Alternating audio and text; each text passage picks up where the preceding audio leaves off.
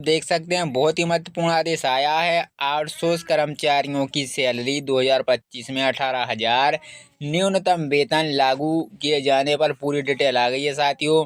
हम इसे पूरा विस्तार से बताएंगे, आप वीडियो तक अंत तक जरूर देखें साथियों आप देख सकते हैं बहुत ही महत्वपूर्ण आदेश आया है। भारत के लाखों आउटसोर्स कर्मचारियों के मध्य से विभिन्न सरकारी और निजी संगठनों में काम कर रहे, हालांकि इन कर्मचारियों को कम वेतन, अनिश्चितता, नौकरी और सीमित सुविधाएं जैसे कई चुनौतियों का सामना करना पड़ रहा है।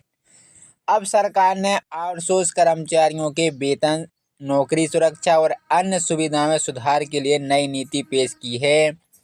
इस नीति के तहत न्यूनतम वेतन 18,000 प्रति माह किया गया है। सैलरी सीधे सरकारी विभाग से मिलेगी, बिचौलियों की भूमि खत्म होगी, स्वास्थ्य बीमा और पेंशन योजना लागू होगी, परमानेंट नौकरी का अवसर भी दिया जाएगा। आउटसोर्स कर्मचारियों को मौजूदा स्थिति, सरकार के नए फैसले, मिलने वाले लाभ, चुनौतियां और संभावित सुधारों को विस्तार से हम बताएंगे। तो साथियों वीडियो को अंत तक जरूर देखें। आउटसोर्स कर्मचारियों कौन होते हैं? आउटसोर्स ऐसा मॉडल है जिसमें कंपनी अपने कुछ कार्यों को बाहरी एजेंसियों का ठेकेदार सौंप देती है। इसमें कंपनियों को लागत में बचत होती है और वे अपने मुख्य कार्य पर ध्यान केंद्रित कर पाती हैं। वहीं साथियों आउटसोर्स के जो मुख्य प्रकार रहेंगे, call centre, data entry, back of worker, research, data analyst, counselling, कानूनी सेवाएं, contractor management, software development, web design, network management, government outsource संविदा पर सरकारी नौकरियां, सफाई कर्मचारी, हेल्थ वर्कर। किन सेवाओं में सबसे ज़्यादा आउटसोर्स होते हैं?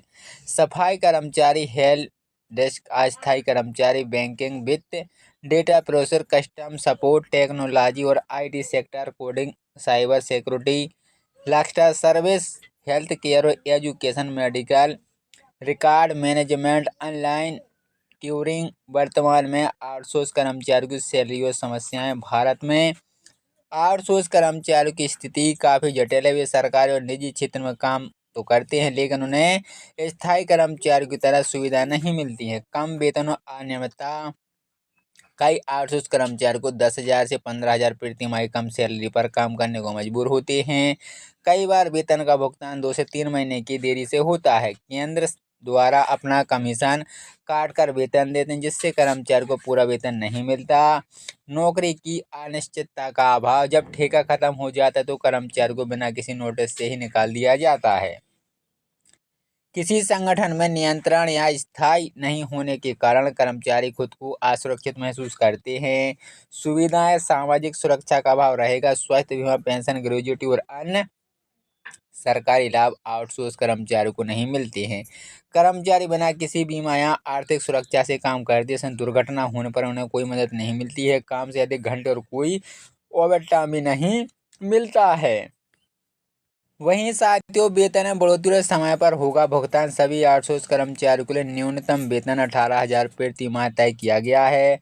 हर महीने 7 तारीख तक वेतन भुगतान अनिवार्य किया गया है। अगर सैलरी में देरी होती हो तो ठेकेदार पर पेनल्टी लगेगी। सैलरी सीधे सरकारी विभाग से मिलेगी।